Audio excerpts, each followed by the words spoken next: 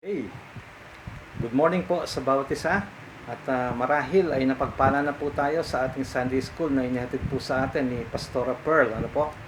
At sa pagkakataong ito, sa mensahe po ng Panginoon, ay gusto ko pong magbahagi patungkol sa takot at pananampalataya.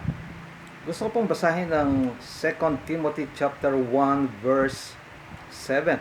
Ang sabi po dito, sapagkat hindi espiritu ng kaduwagan ang ibinigay sa atin ng Diyos, kundi espiritu ng kapangyarihan, pag-ibig, at pagpipigil sa sarili. So, ang atin pong pag-uusapan ay patungkol sa fear and faith. Ano po ba ang ibig sabihin ng fear? Okay? Ayon po sa Google, tinignan ko po yung fear. Fear of God refers to fear or a specific sense of respect, awe, and submission to a deity. Okay? People subscribing to popular monotheistic religion might fear divine judgment, hell, or God's omnipotence. Okay? So napaganda po pala ng ibig sabihin ng fear according to the Bible Dictionary. Okay? Ito po ay awe and submission, sense of respect to God. Okay? O kaya ito naman po ay pagkatakot sa divine judgment, hell, or God's omnipotence. Hallelujah. So, sa mga panahong ito, napakarami po ng mga taong natatakot, nangangamba tungkol sa nangyayari sa buong mundo. And COVID, CCP virus, o novel coronavirus. So, ano man po ang termino na ginagamit ng mundo ngayon, ay ito po ay isang virus na talaga namang nakakatakot. Ito po ay nagdulot ng malaking takot at pangamba sa maraming tao, sapagkat ito po ay pumupuksa ng buhay at ang ekonomiya ng mga bansa ay unti-unting bumabagsak. Okay? So ito po ay lubhang nakakatakot, kaya po yung paraan ng pagresponde ng ating pamahalaan ay talagang napakatindi. Talagang galit-galit muna ngayon. No? Social distancing. Walang kamayan. At makikita po natin na ang mga tao ay parang nag-iiwasan. Nagkakaroon ng parabagang discrimination. Para bagang ang bawat tao ngayon ay mayroong daladalang COVID. Kaya natatakot ang mga tao. Sila ay nangangamba. So, makikita po natin dito, mga kapatid, na ang takot ay naghari sa buong mundo. Naghari sa sanlibutan. Okay? Kahit po sa Amerika, yung mga tinatawag na first world countries, America, most affected today, hardly hit by the COVID. More than 100,000 or 200,000 have been affected, at nasa 5,000 na po yung mga namamatay. Sa Italy, nasa 10,000 na po ang mga namamatay, o more than 10,000, pati po sa Spain. Okay? At ayon po sa aking napapanood ng mga conspiracy video, mga secret files, yung daw pong China ay namatayan ng almost 200,000 people sa COVID na ito. Kino-cover up lamang po ng kanilang media, sapagkat ito ay isang dictator country, kaya po nako-cover up yung talagang nangyari doon sa China. Okay? So, ibig sabihin, mga kapatid, ito po ay nakakatakot. Ito ay nagdudulot ng malaking pangamba sa mga tao. At tatakot sila sa COVID. Ang sabi nga po nila, sapagkat hindi natin nakikita ang kalaban. Pero alam po ba ninyo, mga kapatid, na karamihan daw sa mga namamatay sa nCovid ay dahil sa takot. Dahil po sa takot. Kasi kapag ikaw ay tinamaan ng COVID, no, walang bibisita sa iyo o walang pwedeng bumisita sa iyo sa hospital. Mag-isa kang magkikibaka sa nCovid. Hindi katulad ng halimbawa ikaw ay nagkasakit, no? Pwede kang dalaw-dalawin ng iyong mga kamag-anak, ng iyong mga kaibigan sa ospital. Pero iba po ang nCovid, mga kapatid. Walang pwedeng dumalaw sa iyo. Kasi baka sila ay mahawaan. No? So napakahirap po. Nag-iisa kang makikibaka sa sakit na ito. Kaya karamihan po sa mga namamatay po sila dahil sa takot, dahil sa distress, dahil sa depression po. Kasi mag-isa sila na kinakalaban ng COVID. Buti na lamang po yung mga gumagaling, no? Dahil po sa technology, mayroong Zoom, mayroong LARC, mayroong video conferences, at least na-encourage po sila. So ang takot ay naghahari sa buong mundo dahil po sa nCovid.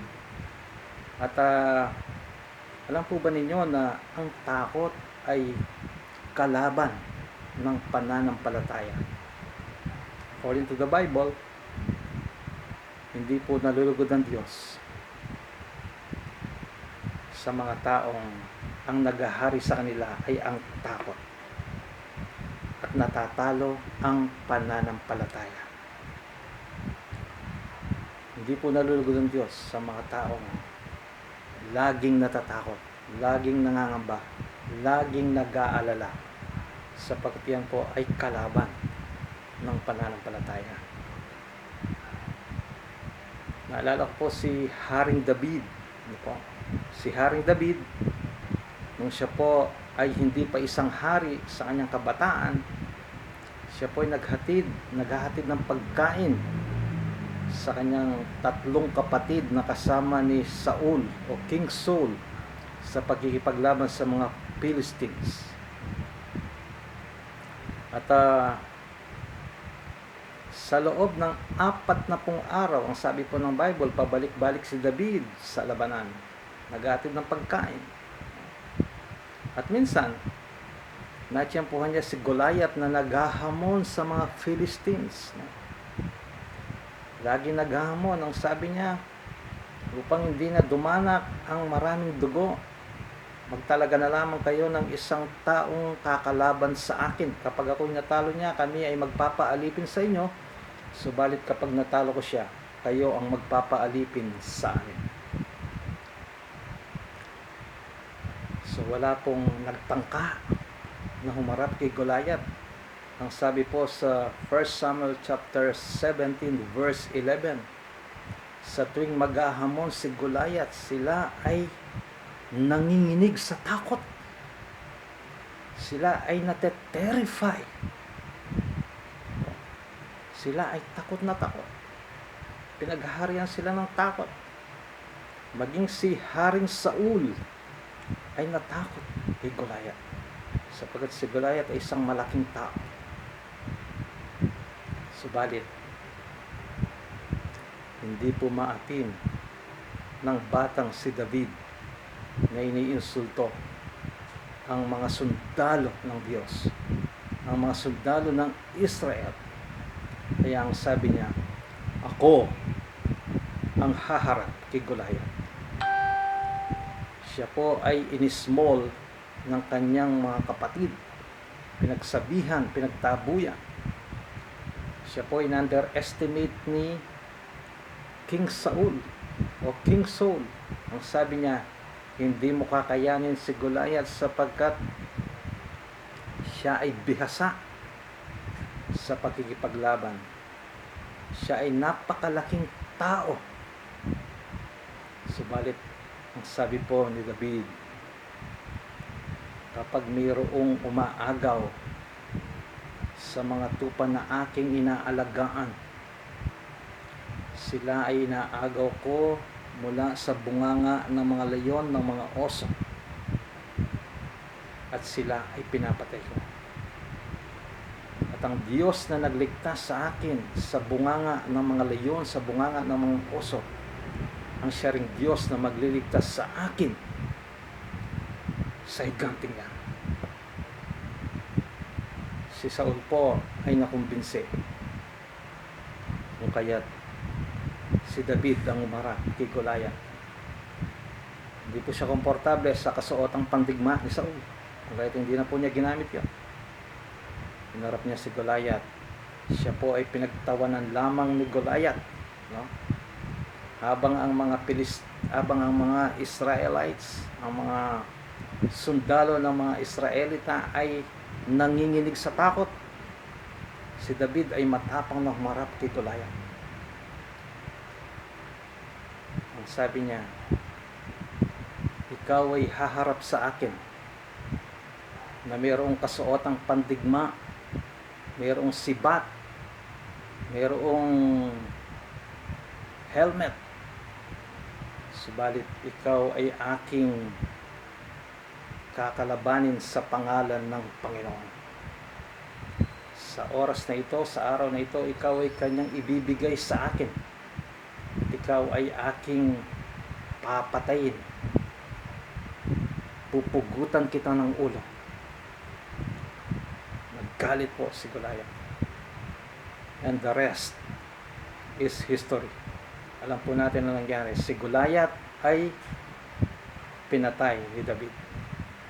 Sapagkat si David, mga kapatid, ay mayroong matibay na pananampalataya sa Diyos.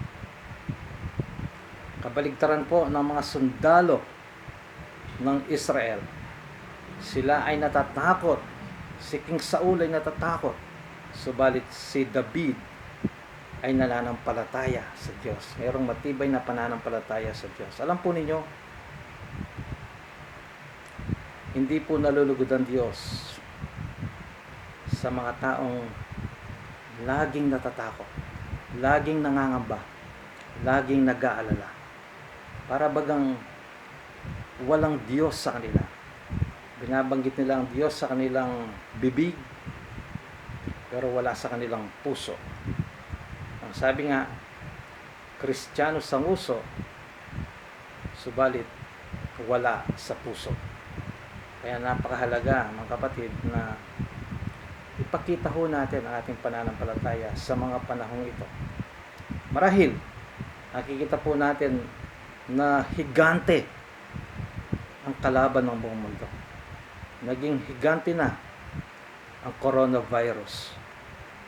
Pero gaano man kalaki ang higanting yan, mas malaki ang ating Diyos na pinagkakatiwalaan. Mas malaki ang Diyos na ating sinasampalatayanan. Mas malaki ang Diyos na ating sandigan. Mas malaki ang Diyos na nagtatanggol sa atin. At natitiyak ko, naniniwala ko sa magitan ng ating pananampalataya, sa mga tunay na nananampalataya, matatalo at mawawala ang coronavirus na yan. Hallelujah. Praise the Lord. Alam po niyo, walang imposible sa Diyos. At hindi po ang pangamba ang magbibigay ng solusyon sa problema sa mundo. Hindi po ang pagtatakot ang magbibigay ng solusyon sa problemang kinakaharap ngayon ng mundo patungkol sa novel coronavirus. Pananampalataya po sa Diyos, pagtitiwala sa Diyos, pananalig sa Diyos lamang po ang siyang magbibigay ng tunay at permanenteng solusyon upang mawala ang novel corona na yan. Hallelujah. Sapagkat ang Diyos po ay Diyos ng himala. At pwede lamang pong ma-release, pwede lamang pong ma-unleash ang kapangyarihan ng Diyos kapag ikaw ay nagtitiwala, kapag ikaw ay naniniwala kapag ikaw ay nananalig, kapag ikaw ay sumasampalataya sa Kanya. Hindi po yung pagkatapos mong manalangin, ikaw ay nagdududa. Paano ka pakikinggan ng Diyos? Sabi ng Bible, ang pananampalataya ay pagtitiwala, paniniwala sa mga bagay na hindi mo pa nakikita, hindi pa nangyayari, hindi mo pa nakikita, pero naniniwala ka na. That is faith. Yun po ang pananampalataya. Kaya po sa umagang ito, maniwala po tayo sa Diyos. Magtiwala po tayo sa Panginoon na kaya niyang wasakin ang novel coronavirus na yan. Wala pong magagawa yan sa buhay ng mga taong tunay na nananampalataya sa Diyos. Hallelujah. At tulad ni David, hindi po siya natakot ni Goliath. Hindi man lamang po siya nanginig kay Goliath. Ang lahat ay nanginginig, ang lahat ay natatakot. Si King Saul ay natatakot. Pero kakaiba si David. Hindi siya natatakot sapagkat alam niya na mas malaki kay Goliath ang Diyos na kanyang pinaglilingkuran. Ang sabi niya, ibibigay ka sa akin ng Diyos ngayon upang malaman ng buong mundo ng Diyos ng Israel, ang totoong Diyos ng Diyos ng Israel ay buhay. Hallelujah. Praise the Lord. Kaya po sa umaga ito, magtiwala po tayo, maniwala po tayo sa Diyos na pinakadakila sa lahat sa magitan ng kanyang bugtong na anak na si Jesus. Hallelujah. Purihin po ang Panginoon. Praise the Lord. Hallelujah. At kasabay po ng ating pananampalataya, no? Atin pong inaalala ang banal na hapunan, the Last Supper, no po? Katulad po ng ginagawa natin every first Sunday of the month. Gusto pong basahin ang mga talatang ito.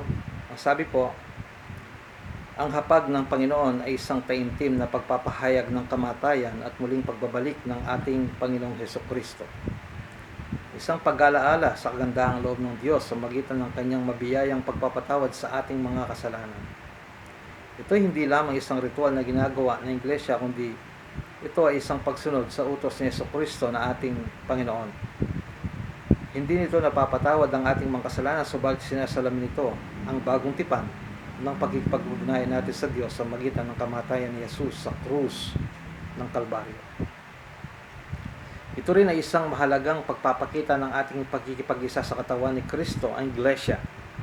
Ang babala ni Apostol Pablo ay nagsisilbing paalala sa atin ng hapag ng Panginoon na isang gawaing pinag-iisa, hindi pinagbabahabahagi ang mga mananampalataya kay Kristo. Maring pinapaalala ni Apostol Pablo ng hapag ng Panginoon na isang banal na gawain na dapat igalang ang pakikibahagi rito ng hindi nararapat ay magbubunga ng hindi maganda. Ang hindi nararapat na pagtanggap at pag-inom ng mga simbolo ng katawan at ng dugo ay isang kasalanan sa katawan at dugo ng ating Panginoon Hesus. Dahil dito, kinakailangan saliksikin nilang mabuti ang ating sarili upang ating matiyak ng buong kamalayan na tayo karapat-dapat na sumalo sa banal na hapag ng ating Panginoon. Hallelujah. Praise the Lord.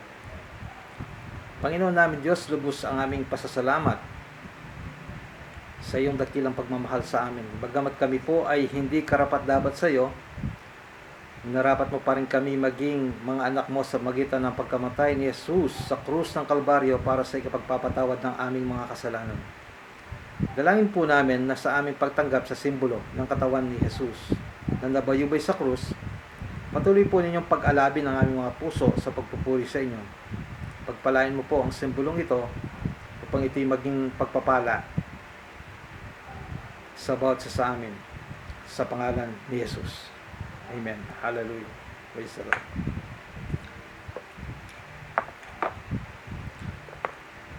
Ito ang aral na tinanggap ko sa Panginoon at binibigay ko naman sa inyo. Ang Panginoong Yesus nung gabing siya'y pagkanulo ay dumampot ng tinapay. nagpasalamat, pinagpira-piraso ito at sinabi, ito ang aking katawan na inihahandog para sa inyo. Gawin ninyo ito bilang pag-alaala sa akin. Sabay-sabay po tayo, tanggapin po natin lahat ang simbolo ng katawan ni Kristo.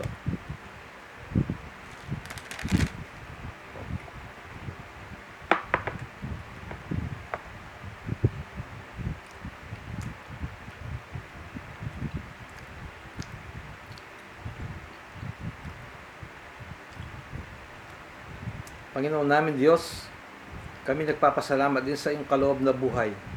Ang dugo ni Jesus na nabubuhos sa krus ng Kalbaryo ang siyang naghugas sa aming mga kasalanan upang kami maituring mong mga anak. Inihandog po namin sa inyo ang aming mga pagsamba at pasasalamat bilang isang haing buhay para sa ikaluluhati ng iyong pangalan. Habang patuloy po namin pinapahayag ang iyong kaharian at ang iyong muling pagbabalik. Ito po ang aming dalangin sa pangalan ni Jesus. Hindi naman matapos maghapunan na hinawakan niya ang saro at sinabi, ang sarong ito, ang bagong tipan na pinagtitibay ng aking dugo. Tuwing inumin niyo ito, gawin ninyo bilang pag-alaala sa akin sapagkat tuwing kakain kayo ng tinapay nito at iinom ng sarong ito, ay pinapahayag ninyo ang kamatayan ng Panginoon hanggang sa muling pagparito niya. Tanggapin po nating lahat ang simbolo ng dugo ni Kristo.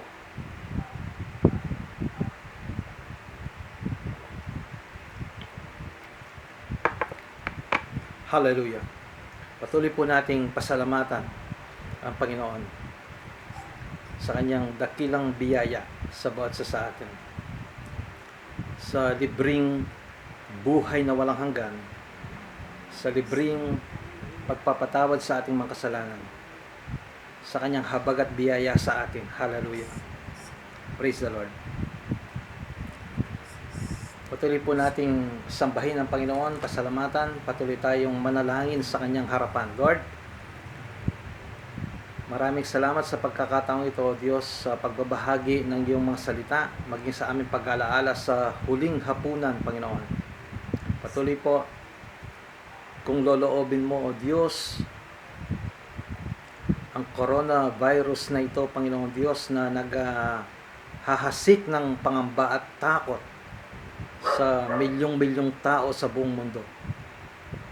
Kung loloobin mo, O Diyos, ito po ay pwedeng mawala, pwedeng mamatay, pwedeng mapuksa, Panginoon Diyos.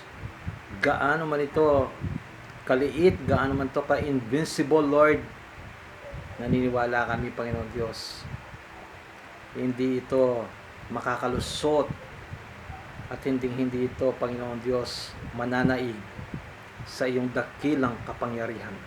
Lord, iabot mo ang mapagpala, mapaghimala at mabiyayang kamay, Panginoon Diyos.